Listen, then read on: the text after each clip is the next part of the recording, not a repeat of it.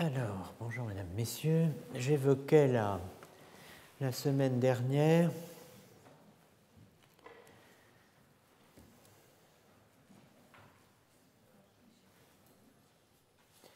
le moment où Maître Eckhart découvrait le véritable sens de la kénose, une théorie de l'incarnation et inhabitation du verbe comme abaissement intérieur, illustré par une image géométrique, la projection d'une sphère sur un plan où le pôle supérieur abaissé vient coïncider avec le centre du cercle auquel la sphère est ramenée, mouvement que le sermon latin 24, première version, sur l'humilité, méditant en sous-main l'articulation de la kénose et de l'apothéose, décrit comme jouant dans les deux sens, ascension et descente.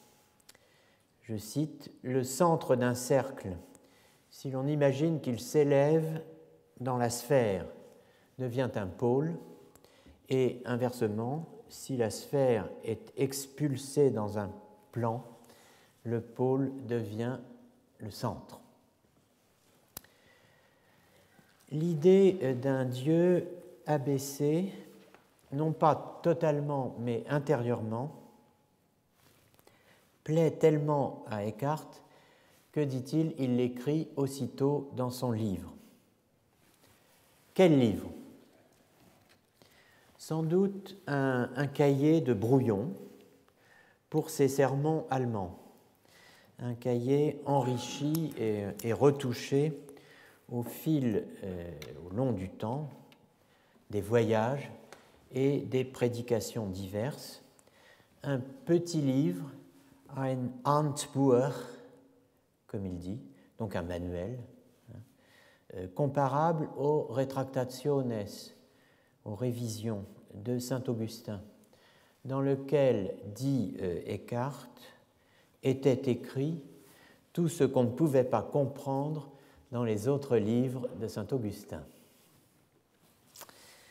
Un certain nombre de thèses d'Eckhart, donc le plus grand théologien allemand du XIVe siècle, troisième allemand à avoir obtenu le titre de maître en théologie de l'Université de Paris, le premier étant maître Albert le Grand, celui de la place Maubert, maître Albert. Le second, enfin le deuxième, étant Dietrich von Freiberg, contemporain de maître Eckhart, et le troisième étant donc Meister Eckhart. Eckhart donc est le troisième Allemand à avoir obtenu le titre alors prestigieux de maître en théologie de l'Université de Paris, mais il a une autre caractéristique, c'est d'avoir été 2 fois maître régent en acte à la faculté de théologie de l'Université de Paris, un honneur qui n'avait été jusque-là réservé qu'à Thomas d'Aquin. Donc ce grand théologien allemand du XIVe siècle, maître Eckhart, a vu, ou plus exactement il n'a pas vu, puisqu'elles ont été condamnées en 1329 post-mortem, mais disons qu'un certain nombre de thèses de maître Eckhart ont été condamnées, Eckhart étant mort en 1328, ont été condamnées en 1329, donc après sa mort post-mortem, par le pape Jean XXII, pape d'Avignon, premier pape d'Avignon, dans une bulle, la bulle In Agro Dominico, dans le chant du Seigneur, au terme, il y a une première fois pour tout, n'est-ce pas, du premier procès d'inquisition jamais intenté à un dominicain. Donc ce procès d'inquisition avait été engagé à Cologne par l'archevêque de Cologne et sur dénonciation, comme c'était l'usage de 2 frères dominicains d'Eckhart. Donc Eckhart a été, enfin un certain nombre de thèses d'Eckhart ont été condamnées. la théorie écartienne de la kénose n'a pas été pour autant éradiquée, c'est le moins qu'on puisse dire.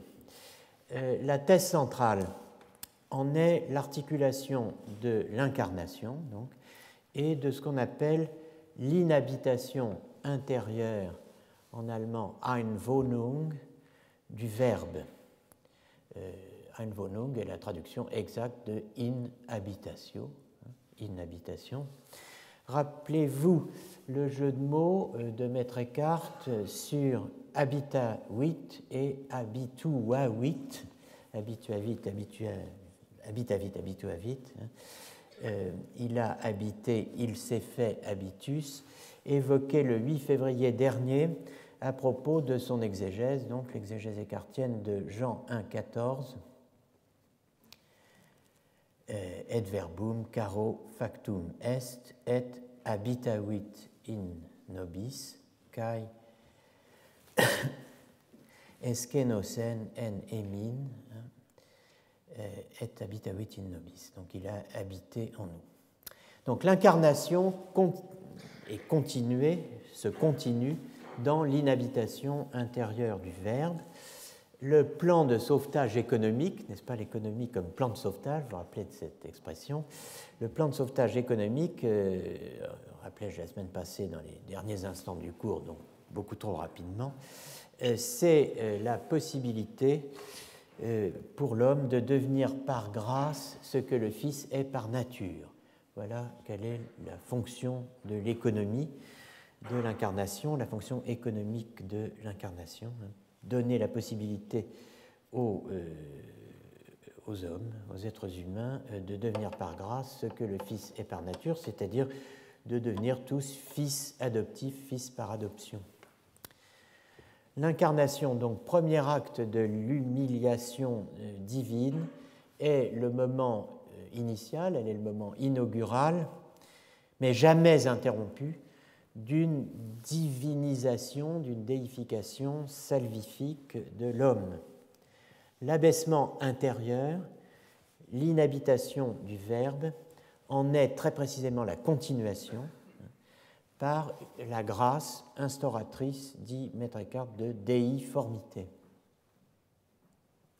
Donc, comme l'explique le commentaire de l'Évangile de Jean, paragraphe 117, Dieu s'est fait chair afin d'habiter en nous.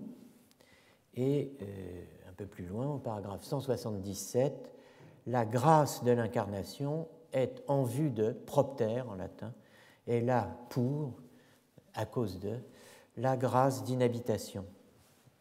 La grâce de l'incarnation est en vue de la grâce d'inhabitation.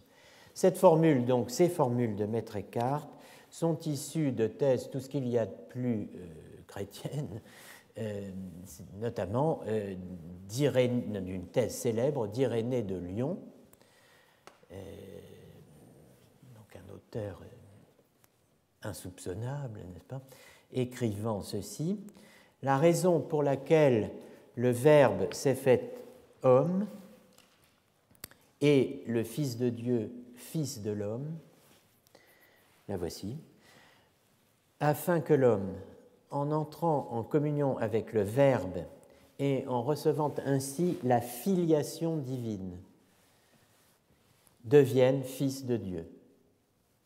Donc ceci est dans Contre les hérésies, 3.19.1, et vous trouvez cette formule latine très célèbre, Deus homo factus est, ut homo fieret Deus. Dieu s'est fait homme pour que l'homme soit fait Dieu. Et cette thèse d'Irénée de Lyon est aussi attestée sous d'autres plumes autorisées, par exemple celle d'Athanase d'Alexandrie sur l'incarnation. Cette formule, Maître Eckhart pouvait la lire, la trouver, s'il n'avait pas lu Irénée de Lyon, dans un des grands instruments, des principaux instruments de travail, comme aimait à le dire le père Bataillon, un des grands médiévistes français, hélas disparu maintenant, un des instruments de travail des maîtres en théologie des XIIIe et XIVe siècles, à savoir les postilles ou apostilles de duc de Saint-Cher. Et dans les postilles duc de Saint-Cher, on trouve, donc ils sont un recueil, si vous voulez, de commentaires, sur Jean 1, vous trouvez « Dieu s'est fait homme pour que l'homme devienne Dieu, non par nature, mais par grâce ». Voilà la thèse exacte de Maître Eckhart, formulée d'avance, disons, dans cet instrument de travail donc, du maître en théologie, qu'étaient et que restent d'une certaine façon les apostilles duc de Saint-Cher. Quelle est l'originalité Descartes, alors, me direz-vous? Eh bien, c'est d'énoncer précisément les conditions de l'inhabitation intérieure. Les conditions en question, les voici. La principale est ce que Maître Eckhart décrit sous le nom de détachement.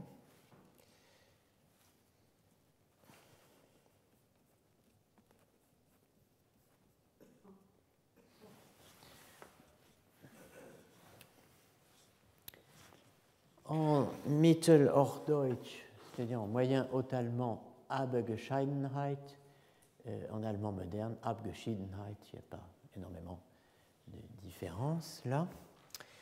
Le détachement, donc, condition de l'inhabitation intérieure, le détachement, mais aussi le délaissement, Gelassenheit, en allemand moderne, Gelassenheit. Alors, c'est ma traduction, ça, mais le terme Gelassenheit est extrêmement célèbre, évidemment, et c'est même le titre d'un très célèbre texte de Heidegger, Gelassenheit. Et il a été traduit par sérénité. Mais bon, moi j'essaie de faire entendre dans Gelassenheit le Lassen, qui veut dire laisser. On y reviendra. Troisième terme, le dépouillement. Entbildung en Mittelhochdeutsch. En allemand moderne, ce serait, dans la mesure où ce serait, Entbildung, littéralement désimagination. Et c'est, semble-t-il, une création de Maître Eckhart, Entbilden, désimaginer.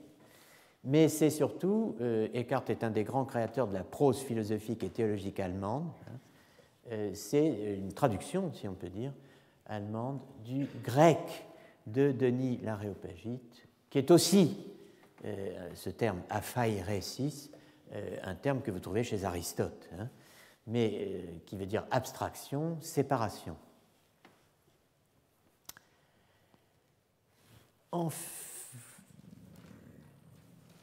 Pour reprendre l'intitulé du cours de Michel Zinc, mon collègue médiéviste, dont je vous recommande d'écouter l'admirable leçon de clôture du 10 février dernier cours. Donc, pour reprendre l'intitulé du cours de Michel Zinc, Maître Eckhart, le prédicateur, frère prêcheur, prédicateur, parle dans une large mesure aux gens simples. Il parle aux gens simples quand il parle allemand. C'est à eux, au-delà des religieuses dominicaines dont il avait statutairement la cura animarum, la charge de soin des âmes, c'est à ces gens simples que sont destinés les sermons allemands.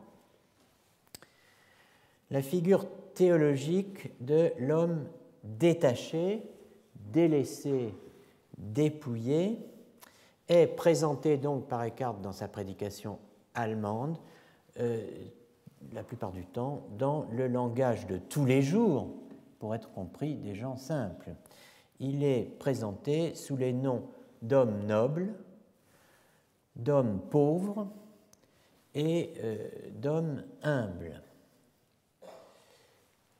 Parler aux simples, c'est bien ce que lui reproche la bulle de Jean 22. Je cite, « avoir exposé sa doctrine principalement devant le vulgaire crédule ». soit dit en passant, quand je lis les sermons de maître allemand, je suis époustouflé par le niveau de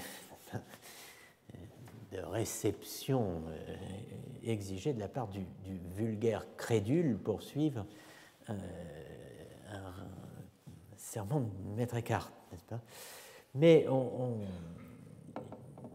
reviendra sur cela peut-être. En tout cas, le détachement, délaissement, l'Abgescheidenheit et la Gelassenheit sont, je pense, avant tout, les noms allemands de l'apatheia.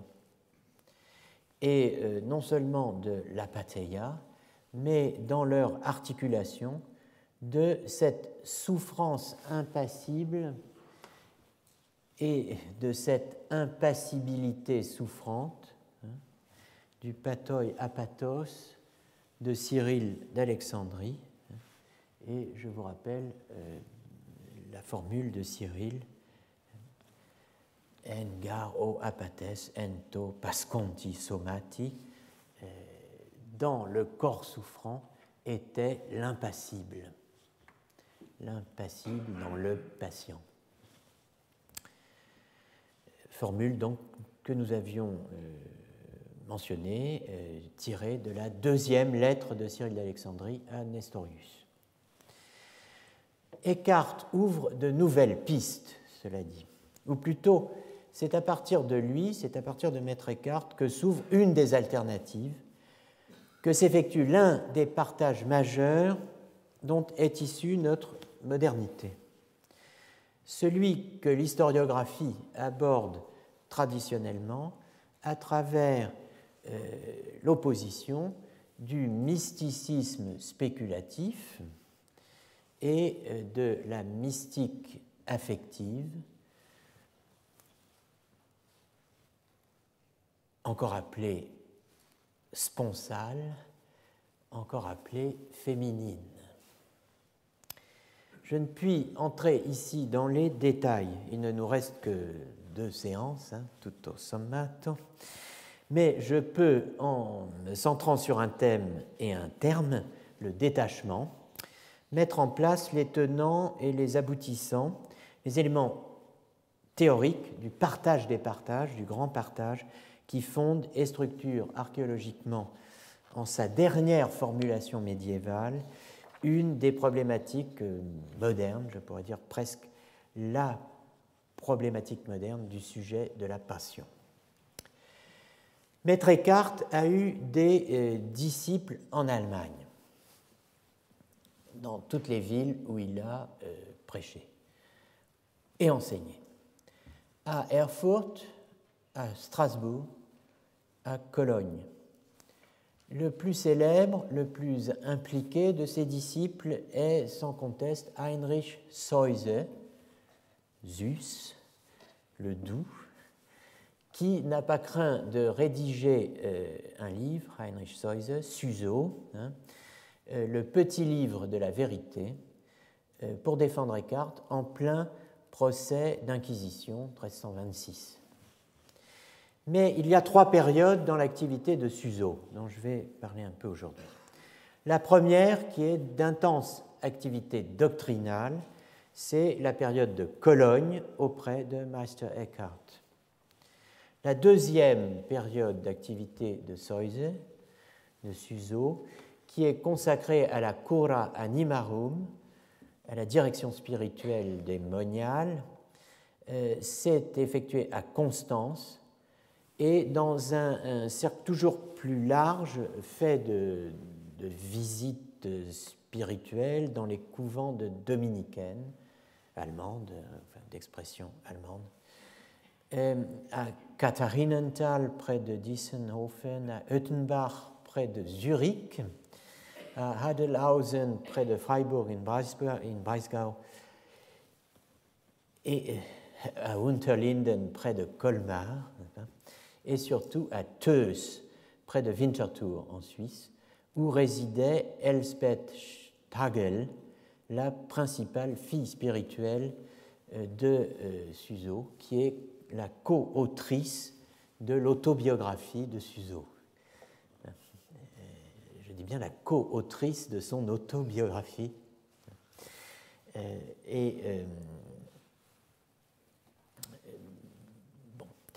La troisième période de Suso, c'est à Ulm, qui prolonge sans grand changement celle de Constance, et c'est celle où Soise Suso achève son autobiographie au nom d'Elsbeth, qu'il l'avait commencé d'une certaine façon. Il dit qu'il l'achève in ihrer Person, à sa place, dans sa personne, puisqu'entre-temps elle est morte.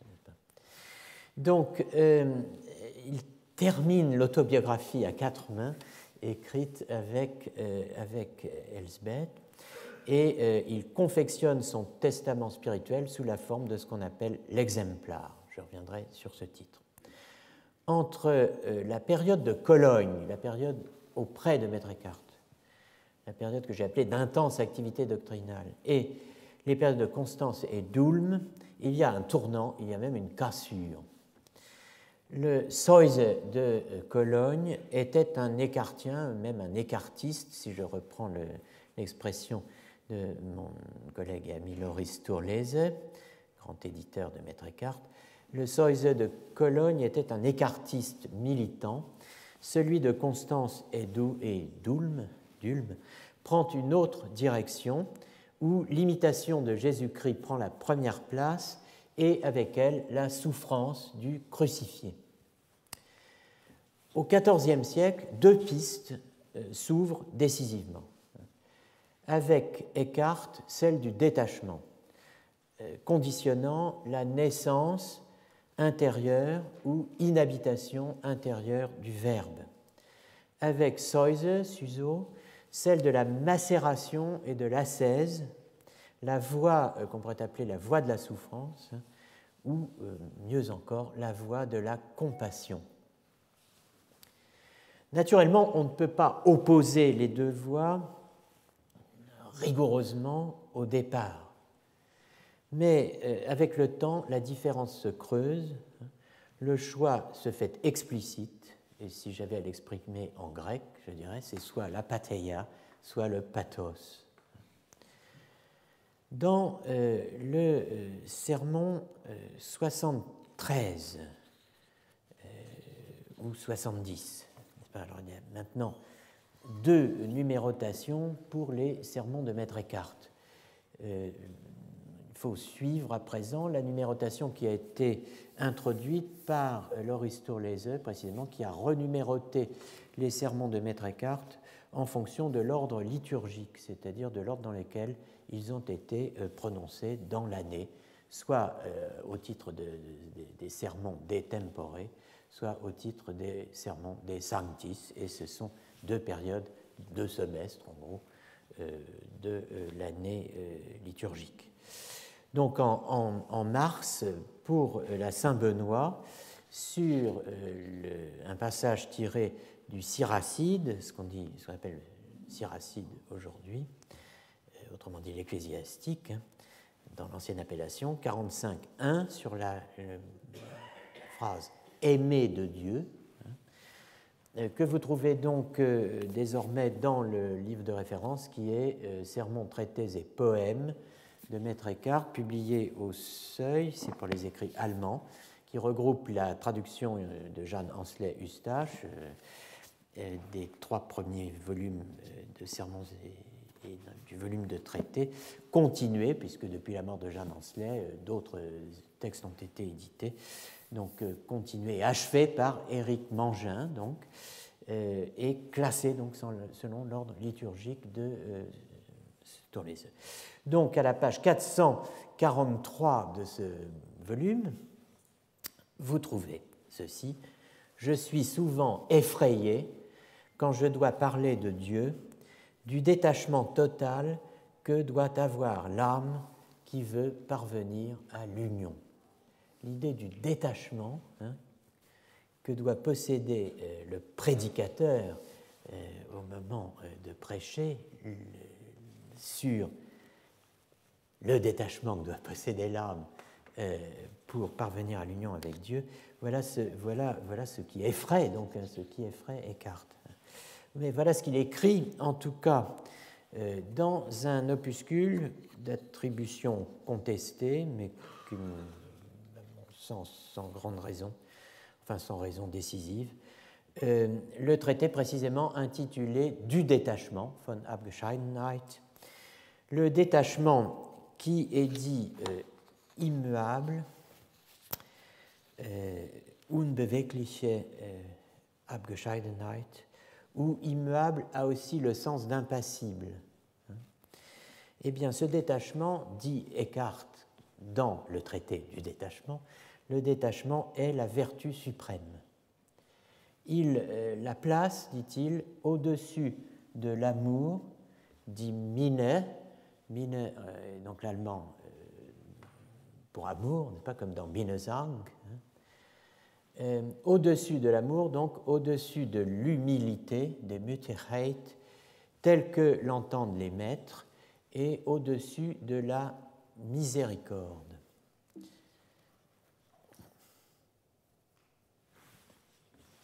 Je ne comprends pas ce qui se passe avec ça.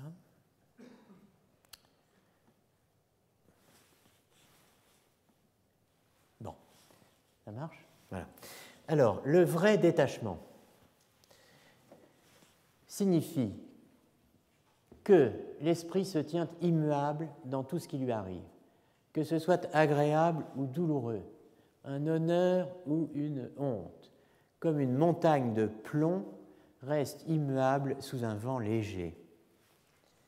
Rien ne rend l'homme plus semblable à Dieu que ce détachement immuable.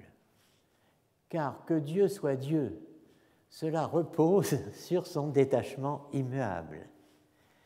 De là découle sa pureté, sa simplicité et son immutabilité. Si donc l'homme doit devenir semblable à Dieu, dans la mesure où l'égalité avec Dieu peut échoir à une créature, cela ne peut arriver que par le détachement. Le détachement conduit l'homme à la pureté, de la pureté à la simplicité, de la simplicité à l'impassibilité. Toute chose qui apporte une ressemblance entre Dieu et l'homme. Et cette ressemblance doit être produite par la grâce, car la grâce retire l'homme de toutes les choses temporelles et le purifie de tout ce qui est passager. Sache-le, être vide de toutes les créatures, c'est être plein de Dieu. Être rempli de toutes les créatures, c'est être vide de Dieu. Donc, éloge du détachement, qui est aussi l'éloge de la vacuité, qui est l'autre, dont le nom allemand peut être aussi celui de liberté. Être ledig, c'est être à la fois vide et libre. Comme on dit, est-ce que cette place est libre? Elle est libre parce qu'elle est vide, n'est-ce pas? Eckhart rejette tout théopasquisme, toute passion hors de Dieu. Il la rejette hors de Dieu. Le détachement immuable de Dieu qui était, qui est et qui demeure n'est troublé par rien.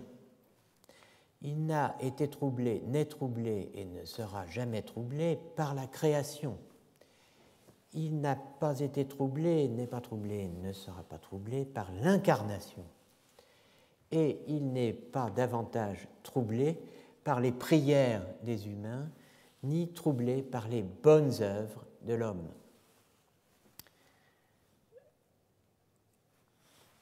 Dans ce détachement immuable, Dieu s'est tenu et se tient encore éternellement. Même quand il créa le ciel et la terre et toutes les créatures, cela ne touchait pas plus son détachement que s'il n'eût jamais rien créé. Je dis en outre, toutes les prières et toutes les bonnes œuvres que l'homme peut accomplir ici dans le temps, le détachement de Dieu en est aussi peu touché que s'il n'y avait absolument rien de tout cela. Et Dieu n'en est en rien plus clément ou mieux disposé envers l'homme que s'il n'avait jamais fait ses prières ou accompli ses bonnes œuvres.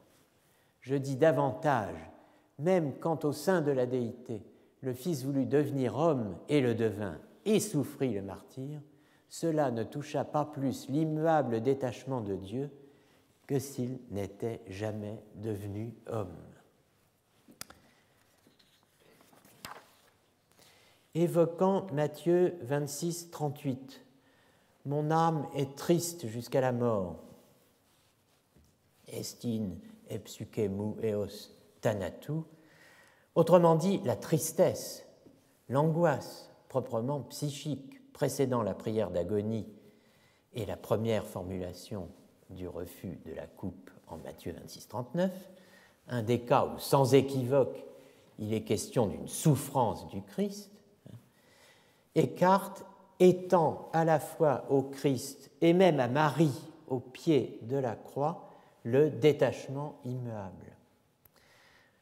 Entendu, sur la base de la distinction augustinienne et paulinienne, paulino-augustinienne, de l'homme intérieur et de l'homme extérieur, une fois de plus attribué au maître. Descartes dit toujours un grand maître dit que. Alors, ce grand maître, ça peut être Augustin, ça peut être des tas de gens. Bon, ici c'est à la fois Augustin et Paul. Donc, la distinction augustino-paulinienne de l'homme intérieur et de l'homme extérieur. Ce détachement immuable est entendu vraiment comme une sorte d'impassibilité souffrante, ou plutôt d'impassibilité dans la souffrance. Le petit texte en question, que j'intitule « La porte et le gond », est toujours dans le traité du détachement, et il s'agit toujours de ma traduction, j'ai oublié de vous le dire. Allons plus loin. L'homme extérieur peut exercer une activité, cependant que l'homme intérieur en reste néanmoins entièrement dégagé et immuable. Eh bien, même dans le Christ, tout comme dans Notre-Dame, il y avait un homme extérieur et un homme intérieur. Et tout ce qu'ils exprimèrent en ce qui concerne les choses extérieures, ils ne le firent que du point de vue de l'homme extérieur. Et l'homme intérieur, en eux, persistait dans un détachement immuable. C'est de cette manière que le Christ a aussi prononcé les paroles « Mon âme est triste jusqu'à la mort ». Et quelques plaintes et gémissements que fit entendre Notre-Dame, elle n'en restait pas moins toujours dans son intérieur, dans un détachement immuable. Prenez une comparaison. À la porte appartient le gond dans lequel elle tourne. Je compare la planche de la porte à l'homme extérieur et le gond à l'homme intérieur. Si la porte est ouverte ou fermée, la planche de la porte se meut bien ici et là, mais le gond reste immuable en un seul lieu et n'est pas touché par le mouvement. Il en est de même ici.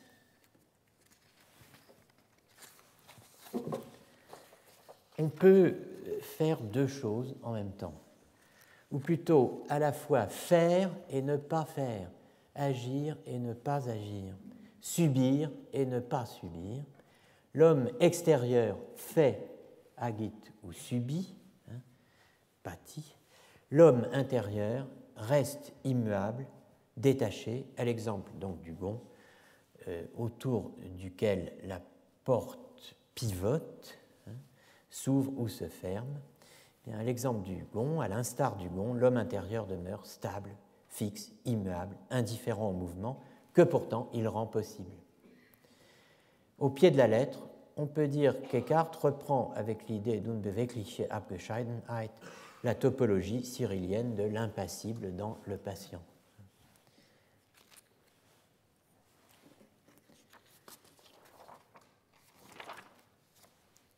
L'exemple du gond est remarquable. Eckhart applique au détachement immuable ce qu'Augustin, qui est le premier à utiliser l'image, applique à la volonté, à la motion non locale du corps localisé par l'âme non localisée, faisant de la volonté à la fois un moteur, je cite, qui meut ce qui est muable sans changer soi-même. Ceci est dans le De Immortalitate Animae 3-4, et faisant aussi de la volonté, je cite, le mouvement par lequel l'âme immobile meut par elle-même localement le corps mobile. Vous trouvez ceci dans la huitième des 83 questions d'Augustin. Le Christ en croix, la folie de la croix, la souffrance de la passion ne jouent pas un rôle central dans la spiritualité écartienne. La souffrance n'y est pas valorisée pour elle-même comme l'objet d'une imitation nécessaire. Le Christ dont parle Eckhart est, je cite, « au-delà de la joie et de la peine ». Et ce qu'il propose comme modèle à imiter est moins sa souffrance que son détachement et son délaissement au cœur de l'action comme de la passion. La spiritualité écartienne se boucle sur une équivalence ultime. L'homme humble, pauvre et noble est un homme détaché et délaissé. Elle ne fait appel à aucune expérience extraordinaire ou affective, à aucune vision ou reviviscence de la souffrance éprouvée par le Christ lors de sa passion.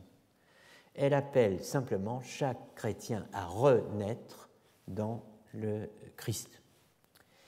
Il en va tout autrement chez Suso, Soise, 1295-1366. Eckhart, je le rappelle, est mort donc en 1328. Et il en va tout autrement chez Suso, comme on peut le voir aisément en lisant son œuvre. Autrement dit, la vita, la vie, l'autobiographie écrite à quatre mains, le livre de la sagesse éternelle ou le livre de l'amour. Suso fait une large place aux images dans le Buch, appelé en latin exemplar, qui regroupe 4 de ses œuvres majeures, la Vita, le livre de la sagesse éternelle, le petit livre de la vérité et le petit livre des lettres. Exemplar, c'est le livre modèle, n'est-ce pas? C'est exemplar au sens médiéval du terme, au sens de l'édition médiévale, où l'auteur, ayant revu et mis la dernière main à une œuvre, la confiait à un stationnaire pour qu'elle soit reproduite, copiée, donnée à la copie. Ce qui est donné à la copie, c'est le modèle. Et le modèle s'appelle exemplaire. Alors pour nous, un exemplaire, c'est plutôt une copie, n'est-ce pas? Est-ce que tu as un exemplaire des sermons latins? Ben oui, tiens, voilà. Bon. Je n'ai malheureusement pas l'autographe de Meister Eckhart. Bon. Alors donc le livre modèle revu par l'auteur avant d'être recopié pour être diffusé.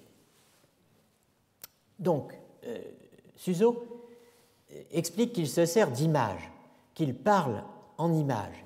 Je cite, il parle en images de ce qui est au-dessus de tous les sens et au-dessus de l'intellect humain. Qu'il parle en images de ce qui n'a pas d'image. Alors, comment parler en images de ce qui n'a pas d'image? La réponse évoque le point de passage de la théologie symbolique et affirmative à la théologie négative et mystique de Denis l'Aréopagite. Il faut, dit Soise, je cite, chasser l'image par l'image. Il y en a qui soignent le mal par le mal, n'est-ce pas? Là, il s'agit de chasser l'image par l'image. Bild mit Bilden austrieben. L'ensemble de l'œuvre est une production d'images, de métaphores productrices d'images, bildgebender Gleichnis, destinée à la consommation finale dans le sans-image. Dans la première partie de son autobiographie, écrite à quatre mains avec sa disciple Elisabeth, Suso relate donc l'imitation de la souffrance du Christ, la souffrance christiforme, que s'impose celui que le texte désigne comme le serviteur, der Diener, le serviteur de la sagesse éternelle, mais aussi, évidemment, même si Suso se donne le titre de serviteur de la sagesse éternelle, toute personne qui emploie le terme serviteur ne peut pas ne pas penser au serviteur souffrant d'Isaïe. Donc, dans la première partie de sa vita, de son autobiographie, le serviteur raconte, n'est-ce pas, dans ses souffrances, n'est-ce pas, dans une espèce d'accumulation vertigineuse où l'ingéniosité technique le dispute au désir du martyr, n'est-ce pas. Tout commence par une auto-impression. Suso écrit au stylet sur sa poitrine, ce qui sera caché ensuite par le tissu, le scapulaire, etc., le monogramme Jesus. Donc il se stigmatise lui-même, terme sur lequel je reviendrai. Les souffrances du serviteur souffrant sont représentées dans tous les manuscrits connus de l'exemplaire. Et elles sont représentées, donc, puisqu'on chasse l'image par l'image, ici, pour vous, dans un manuscrit de Strasbourg, le manuscrit de 1929. Alors, je ne sais pas si vous voyez bien les choses, mais cette image, donc qui est une pleine page du manuscrit, présente un résumé donc, des souffrances de Seuse. Il figure à la fois les souffrances qu'il s'est infligées lui-même, qui sont, je ne sais pas si on peut, oui, non, non, ça ne marche pas, qui sont représentées notamment par cette, je parlais d'inventivité technique, n'est-ce pas, par cette croix sur laquelle il s'allongeait, hérissée de clous, n'est-ce pas, et les épreuves dont il a été victime et qui ne s'inflige pas lui-même. Ces épreuves sont de différents ordres. Il y a les attaques des démons, représentées ici.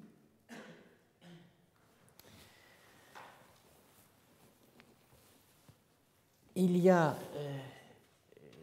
les animaux qui le mordent en bas, et qui représentent probablement les passions. Ses frères, dominicains, n'est-ce pas, qui sont là, qui répondent à l'appel, n'est-ce pas, et qui l'accablent eux aussi, en lui tendant l'éponge de vinaigre, vinaigré, pas comme au Christ, n'est-ce pas, au bout d'une lance. Au pied du serviteur souffrant, vous voyez un chien, un chien qui joue avec un morceau de chiffon. Donc c'est un épisode extrêmement important dans la Vita, puisque c'est l'événement qui signe le partage entre la vie de macération, de souffrance que, au fond, d'une certaine manière, Suso s'inflige à lui-même, et les épreuves extérieures au-devant desquelles il va joyeusement aller. Une fois que cet épisode important s'étant déroulé, il aura compris qu'il vaut mieux aller dans le monde, n'est-ce pas, au devant des avanies, plutôt que de rester enfermé à macérer dans son coin. La période donc de macération se termine pour Suso quand, là c'est dans un autre manuscrit de l'exemplaire, à Einsiedeln, le manuscrit d'Einsiedeln, vous voyez en gros à peu près les mêmes épisodes, mais vous revoyez ici, vous retrouvez le chien avec le chiffon. Eh bien, la période de macération se termine, n'est-ce pas, quand Suso, contemplant par la fenêtre de son couvent un chien qui joue avec un morceau de chiffon, comprend, sur le modèle de la vie des pères du désert, qu'il doit renoncer à ces pratiques de mortification pour des souffrances qui ne soient pas maîtrisables, qui soient de vraies souffrances infligées par autrui. Donc, tel un chevalier, il endure alors, comme dans un roman courtois, toutes les épreuves extérieures, et elles sont nombreuses, diffamation, accusations de tous ordres, périls physiques, trahison, épreuves intérieures, doutes, désespoir, mélancolie, épreuves qui sont tempérées par des visions consolatrices où lui apparaît notamment en rêve Maître Eckhart.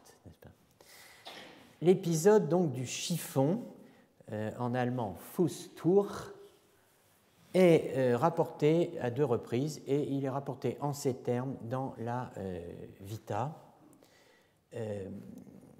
Un matin, après la messe, le serviteur était assis tristement dans sa cellule, réfléchissant à ce qui lui était arrivé. Il était glacé, c'était l'hiver. Soudain, une voix dit en lui « Ouvre la fenêtre de ta cellule, regarde et apprends ».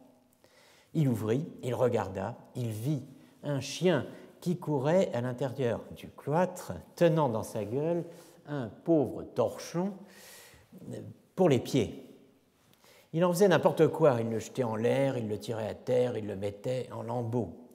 Le serviteur leva les yeux, poussa un profond soupir, et la voix lui dit au-dedans « Tu seras pareil dans la bouche de tes frères. » Il pensa en lui-même « S'il ne peut en être autrement, résigne-toi et vois comme le torchon se laisse maltraiter en silence. Fais la même chose. » Il ramassa et conserva le torchon durant de longues années, comme si c'était un trésor précieux. Chaque fois qu'il était sur le point de céder à l'impatience, il le prenait en main pour se reconnaître en lui, et cela l'aidait à garder le silence à l'égard des autres. Donc, on a ici une belle représentation du chien avec le Fußtuch dans le manuscrit d'Einsiedeln. Le thème de la chevalerie spirituelle joue dès ce moment, dès le moment que Suso sort du couvent, si je puis dire, joue un rôle important. Dans le prologue de la Vita, Suso rencontre un Aventurer, terme classique des romans de chevalerie d'Hartmann von der Haue et de Wolfram von Eschenbach.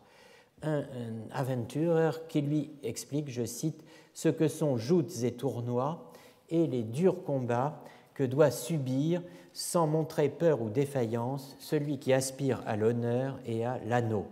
Le tout culminant dans une méditation sur Job 7.1, ponctuée par la vision d'un ange qui passe à Suso, qui lui donne les vêtements du reître, du Ritter.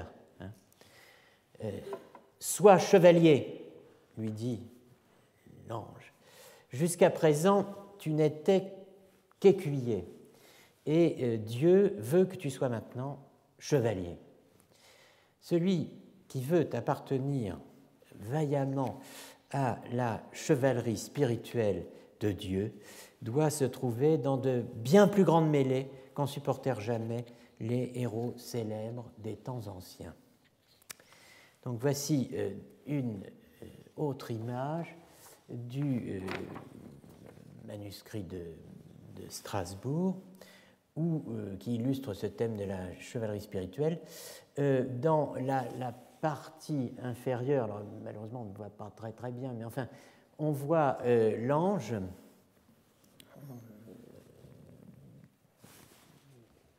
même des anges qui donnent à Suso et même qui le revêtent des atours du parfait chevalier. Il lui donne des choses, un surroi, un aume, un écu. À droite, on voit des chevaliers, précisément, sur leurs chevaux, qui portent le monogramme du Christ, Jesus, qui est l'emblème de Suso. Dans la partie supérieure, Suso, après les combats, les luttes qu'il a menées en tant que chevalier spirituel, est accueilli par des anges qui, à l'entrée du paradis, représentés par une échelle qui conduit à la Vierge et au Christ qui sont installés dans le médaillon du haut, dans les cieux. On voit les étoiles. Et vous avez des anges musiciens qui font sonner leurs instruments et qui peut-être montent et descendent l'échelle. Alors, la première des trois parties que comporte le livre de la sagesse éternelle, qui est un autre très grand livre de Suso, est un ensemble, la première partie, de 20 considérations sur la souffrance, à nouveau, du Christ, rédigée sous forme de dialogue entre le serviteur et la sagesse éternelle, où Suso présente la voie royale de sa spiritualité, la nécessité du passage par la souffrance du Christ pour accéder à la contemplation de la déité soustraite au devenir, de la déité non devenue, ungewordenen Gottheit. Cette voie mystique est imagée à nouveau dans l'exemplaire et voici la représentation, disons, de cette voie dans le manuscrit de Strasbourg 29-29 de 1929. Vous voyez qu'il y a un trajet, une sorte de cordon ombilical relie toutes ces figures. Trajet qui consiste donc dans une sortie et un retour. Dans ce triple anneau, ces trois cercles concentriques qui sont en haut de l'image et qui représentent l'insondable déité, la déité sans fond. Et l'image est celle qui correspond à trois cercles concentriques qui se forment quand on jette une pierre dans de l'eau, n'est-ce pas, dans une mare, n'est-ce pas. Ça fait, il y a d'abord 15 cercles, puis 2, puis 3, voilà. Ceci est l'abîme sans mode, dit le texte, de l'éternelle déité sans commencement ni fin. De cette unité d'essence émanent les trois personnes de la Trinité. Ceci est la Trinité, dit le texte, des personnes dans l'unité d'essence dont parle la foi chrétienne. Alors, il y a probablement le Père, le Fils, l'Esprit, pardon, et le Fils, qui a une figure féminine, n'est-ce pas? Et parce qu'il est la sagesse du Père. La deuxième personne de la Trinité est la sagesse du Père. Donc le Fils est aussi femme. Bon. Émanant à son tour des trois personnes, un personnage ailé qui représente les anges. Donc c'est la création des anges avec au-dessous, la chute des anges rebelles, des mauvais anges. Vous voyez qui le mauvais ange plonge.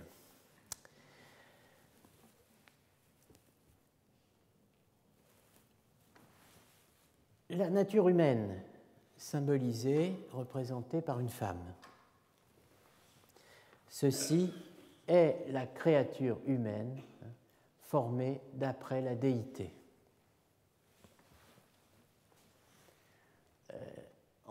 Là, ici, en bas à droite, un homme armé, donc un chevalier, prend une femme par la main, sa dame, et vous voyez que ce couple ne figure pas dans le trajet, la trajectoire de la sortie et du retour. Ce qui veut dire que les amours humaines, l'amour du monde et l'amour dans le monde, restent soumis à une seule issue qui est derrière. This is the Tod. Ceci, c'est la mort, avec la faux. L'amour du monde, entendez, qui est aussi l'amour dans le monde, l'amour tel qu'on le connaît dans le monde, prend fin.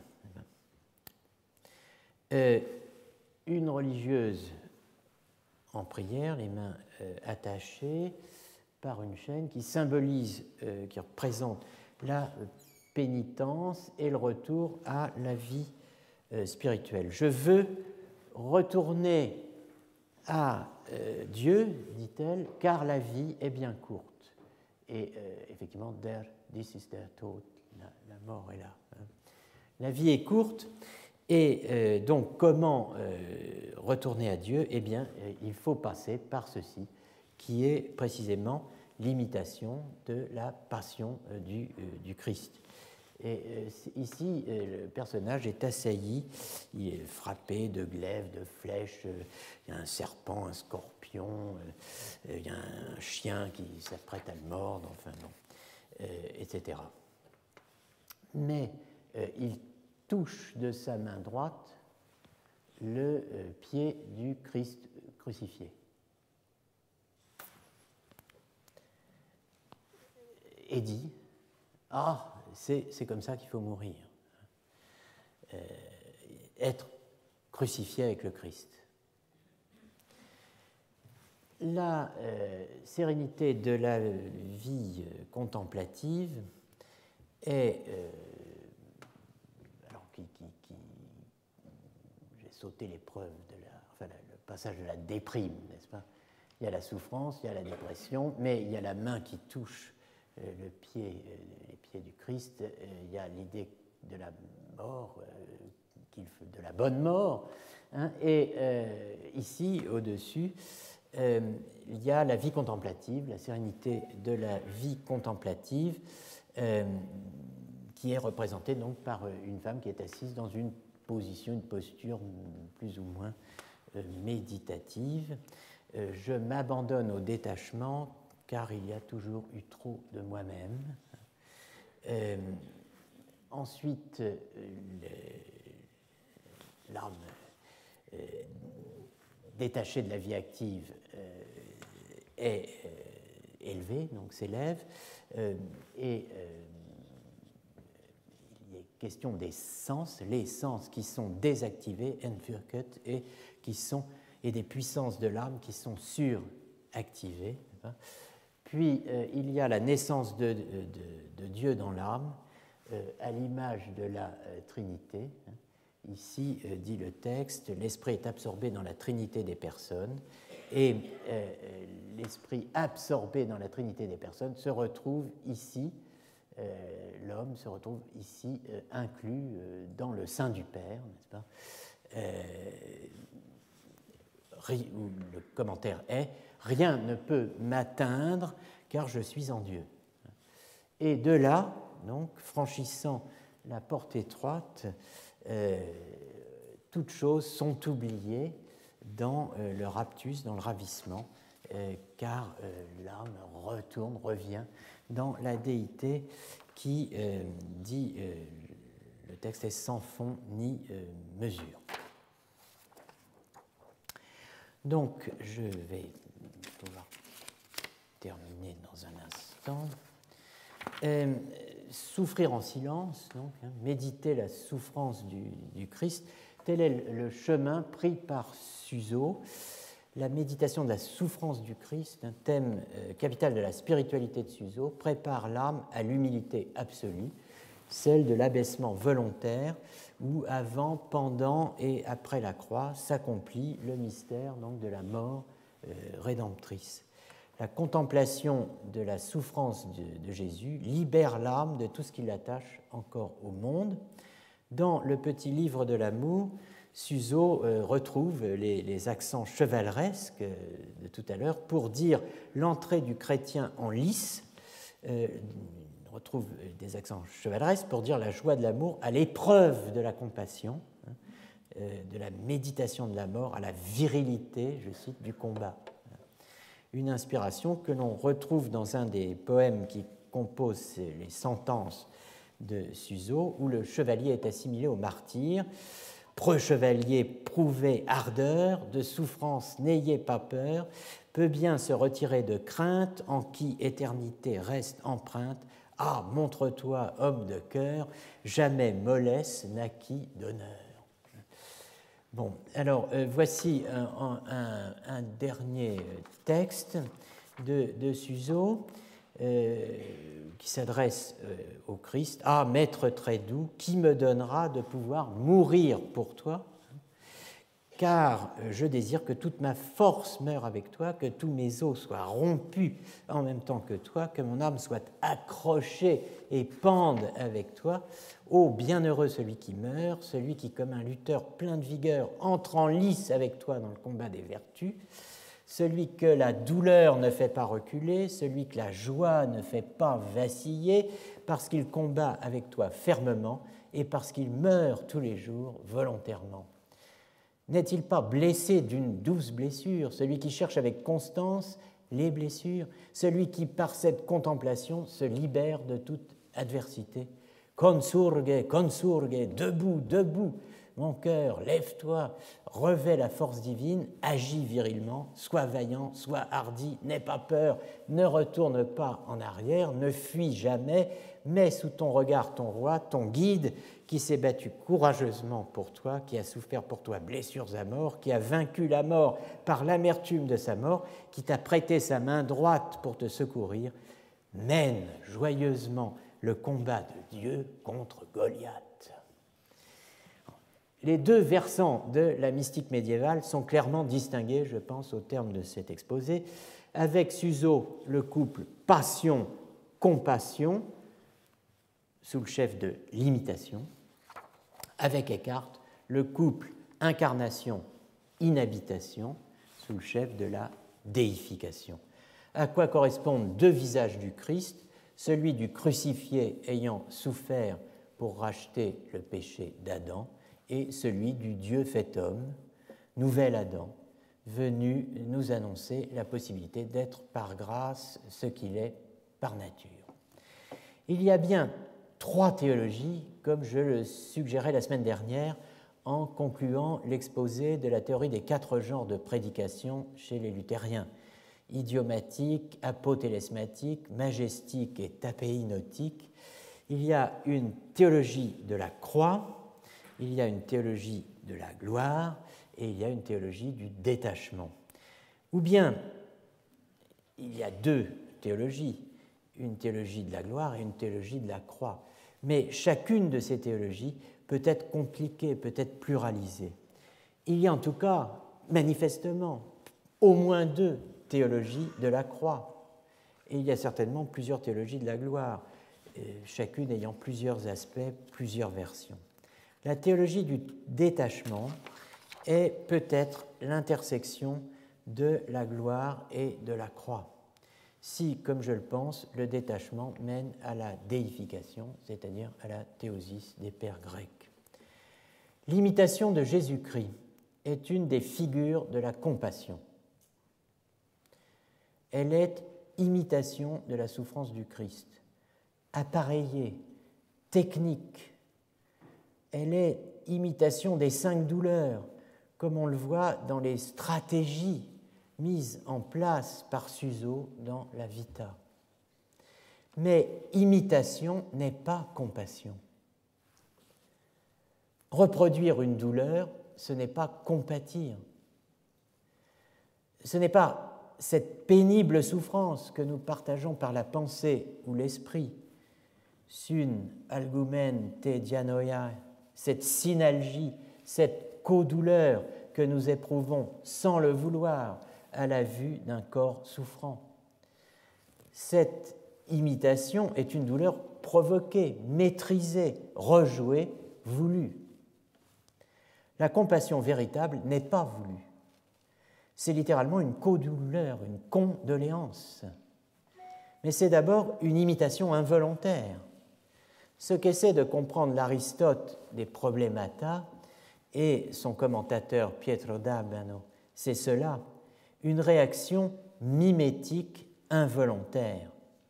Nous aurons la chance de disposer bientôt, ou peut-être disposons-nous déjà, de la somme consacrée à la compassion par Béatrice de Laurenti. La contagion des émotions, Compassio, une énigme médiévale, publiée dans la collection des classiques Garnier. C'est annoncé pour mars, alors je ne sais pas si c'est sorti, si ça va sortir. Cette condoléance, en tout cas, cette synalgie dont parle Pietro d'Abano, cette condoléance, cette synalgie éprouvée à distance, à petite distance, le cas échéant, mais sans contact direct, avec ceux qui sont soumis, dit le texte de Pietro d'Abano et des Problemata d'Aristote, qui constitue le sous-texte, à ceux qui sont soumis à des actes de chirurgie ou des châtiments corporels, qui sont brûlés par le feu, comme dans les tortures et les cautérisations, ou contusionnés, lapidés ou écrasés, mutilés, blessés, jetés d'une hauteur. Ce sont tous les cas qui sont énumérés dans les Problemata et dans le commentaire de Pietro d'Abano, où il peut y avoir compassion parce qu'on se trouve juste à côté de celui qui subit cela. Il peut y avoir aussi compassion à la simple vue, cette fois à distance, d'un funambule marchant là-haut dans les airs sur une corde tendue entre 2 tours, de peur qu'il ne perde son balancier et ne se lance dans l'abîme, dans un tourbillon de jambes et de bras, et que son corps ne tombe au sol, déchiré et brisé, mais vivant encore, comme le dit, non pas Pietro d'Abano, cette fois, mais Nietzsche dans le prologue du Zarathustra consacré aux danseurs de cordes.